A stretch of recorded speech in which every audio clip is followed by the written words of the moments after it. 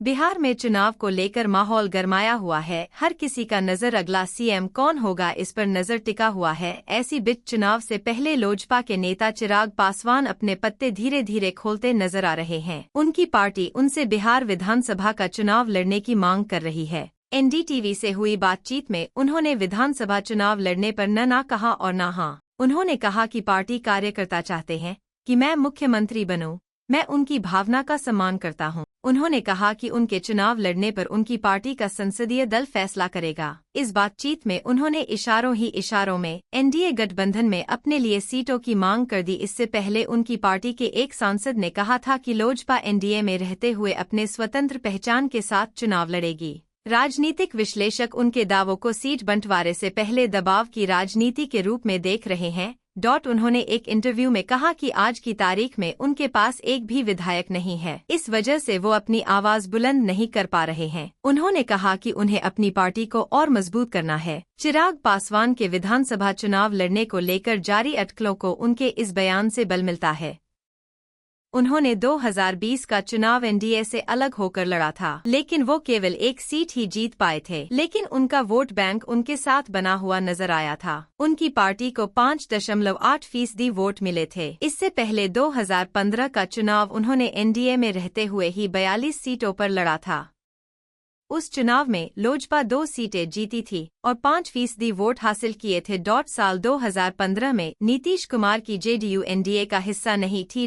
वह आरजेडी वाले महागठबंधन में शामिल थी। इस साल होने वाले विधानसभा चुनाव से पहले ही लोजपा ने सीटों को लेकर अपनी दावेदारी शुरू कर दी थी।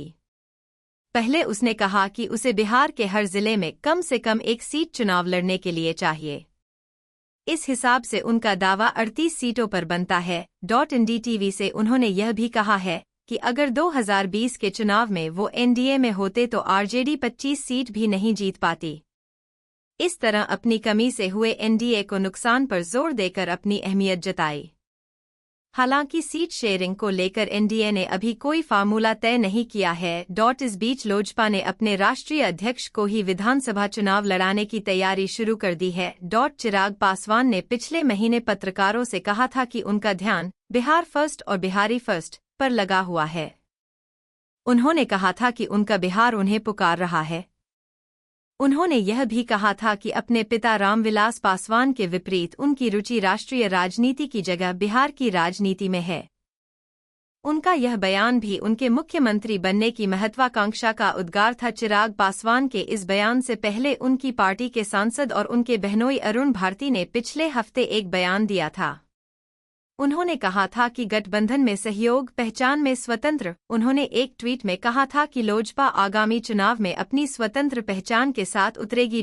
उन्होंने कहा था कि हम बहुजन समाज की आकांक्षाओं के प्रतीक हैं और इस प्रतीक को किसी दायरे में नहीं बांधा जा सकता। लोजपा नेता का यह बयान पार्टी की बढ़ती महत्वाकांक्षा को लेकर था।